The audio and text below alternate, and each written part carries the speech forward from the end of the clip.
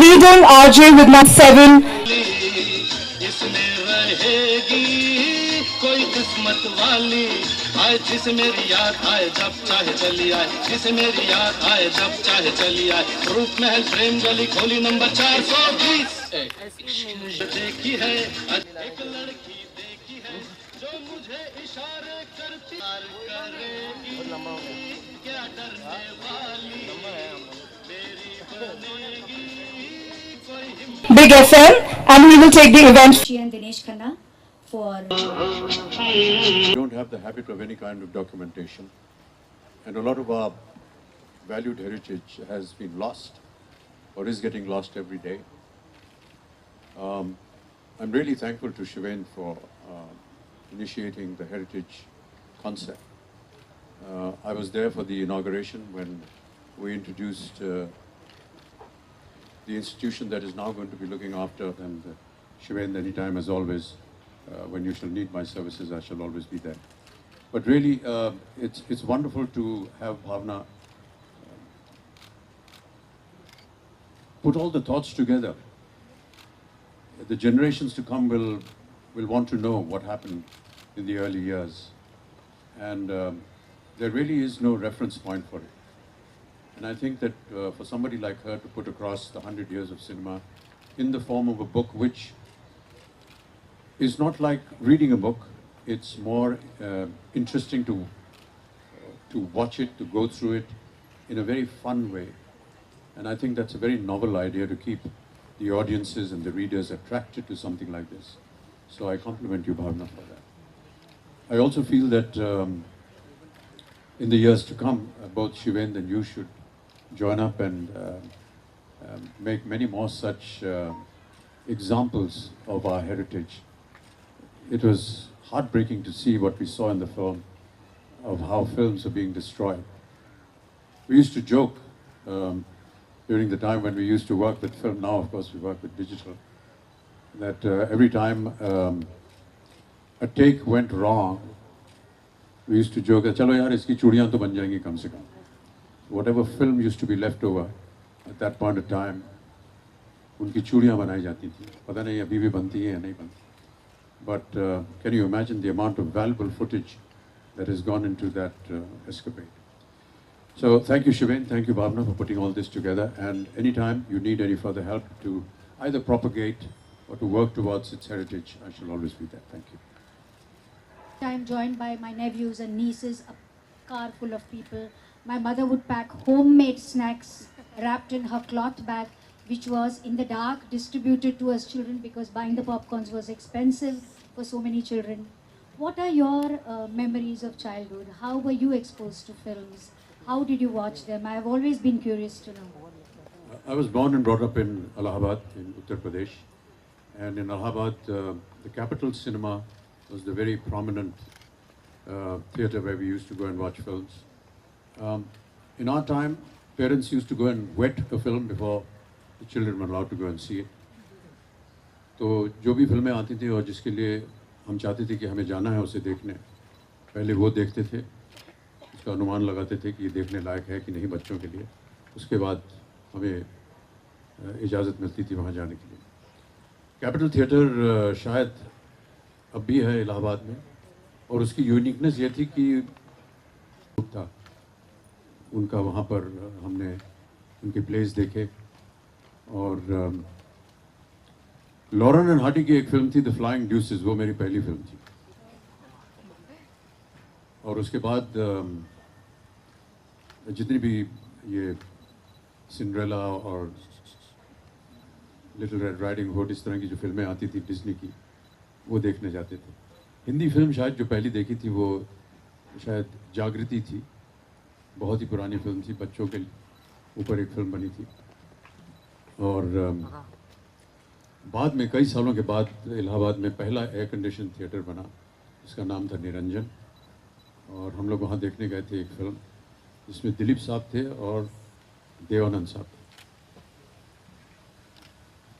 In Badal Bijli, and the lights had gone out, and they said, we don't know when the lights will come back. This was happening in the climax scene when Nirupa Roy you are on her lap, and nobody moved. And we were all so patient and accustomed to the lights going out, waiting, enjoying the film, coming out. Favorite दशक कौन सा है? Which is the best? मुझे cinema का सबसे favorite दशक कौन सा है? Which is the decade that I value the most? My favorite decade is the 50s because it ushered new wave cinema, great filmmakers, and great music and journalism at that time. And because I think the decade is very dramatic in writing, in performances. What are your favorite decades? जितने भी decades हैं सब मेरे favorite हैं। सबसे ज़्यादा एक तो बता दे। नहीं, बड़ा मुश्किल है कहना। आपने जैसे कहा कि जो 50 का दशक था उस समय तो हम लोग को इजाज़त मिल रही थी कि फिल्में जा करके देखें, तो वो बहुत ही एक आश्चर्यजनक चीज़ होती थी। निरंजन सिनेमा जिसकी हमने अभी चर्चा की, वो इसलिए याद है और वो फिल्म इसलिए याद है क्योंकि एयर कंडीशन थिएटर जो था वो एक आविष्कार था, बहुत ही अद्भुत लगता था हमें। यार एक सिनेमा घर जो है वो एयर कंडीशन हो सकता है, तो वो याद हमारे साथ थी। और रुपए पैसों की बात की तो हम लोग तो वो सामने जो लकड़ी के बेंच होते थे उस पर बैठते थे। 8 आना टिकट होता था उसका, क्योंकि आज के ज़माने में 50 पैसे हैं, और ऐसे हम लोग फिल्में देखते थे। और हर दशक में हमें कुछ ना कुछ एक नया देखने को मिला, नए कलाकार देखने को मिले, नया संगीत, नए निर्माता निर्देशक। ये कहना कि ये दशक पहले दशक से ज़्यादा बेहतर था, ये कहीं ना कहीं अत्याचार होगा बहुत, क्योंकि हर दशक में कोई ना कोई एक हाँ कुछ नया लाया है, नए कलाकारों को पेश किया है। और आज भले ही हम बैठ करके यहाँ कह सकें कि जो 50 का दशक था, जो 60 का दशक था वो अच्छा था, लेकिन आज से 10-20 साल बाद लोग कहेंगे कि आज का दशक जो है बहुत सुंदर लगा। आज का पिंक में it is the first time in Hindi cinema the word virginity is spoken. A reference is being made to virginity. Otherwise, if a Hindi film heroine has to be completely pure, agree, Mita? या ज़्यादा से ज़्यादा कहते हैं उसके पाँव भारी हो गए। But yes, both Piku and Pink were in a way a great revelation, I felt. Piku because it brought in a film which had really no story. It was just a relationship between a daughter and a father. And there was a great amount of identification with the daughters of the world, and particularly in India, because many of the daughters who saw the film for the first time invited their parents and their fathers to come along to see it again, because they identified with that relationship. Pink, of course, the issue was so strong and so valuable and so pertinent in today's times that it was something that needed to be said, and it had to be said in as powerful a manner as possible. I'm really very grateful to Shujit Sarkar and Anirudh and Ronnie Lyrie for making that film and even thinking about it. And thinking about it not so much in a way to preach the content, but I felt to just touch it very briefly and leave a lasting impression. Devising that last comment of the film, No Means No, was by itself very debatable when we were discussing the script.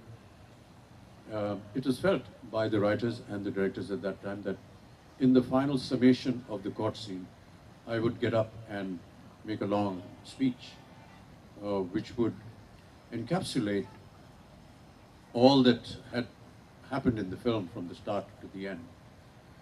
But I felt that having said so much already, and all the lawyers that were arguing for and against it said so much that really wasn't needed.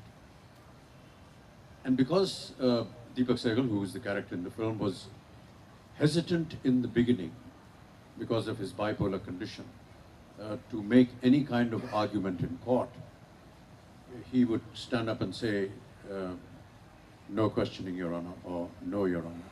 I felt if we played on the word no, it would just fall in line with the character. And then the writers and us thought that, why can't he just work on the word no? And I thought that that was a brilliant piece of writing by Ritesh Shah when he discovered this sentence. And the way he put it, that when a woman says no, you need to stop. And it can be anybody, your friend, your partner, your sex worker, even your own wife. And I thought that that was extremely powerful. And I'm so happy to have been associated with a film of this nature, because in many ways it almost became revolutionary. The tagline became the tagline of the nation. And in some of our interviews that we did during the promotion of the film with the media, there were at least 2 instances where the lady interviewer actually broke down in tears while she was interviewing us. That's how it affected many people and many women. We still have a long way to go, and we hear of some incredibly hideous incidents that keep happening in our country. And I do pray and hope that they stop. And I do hope and pray that films like Pink will bring in some sense into these terrible incidents that keep happening. It's been 47 years.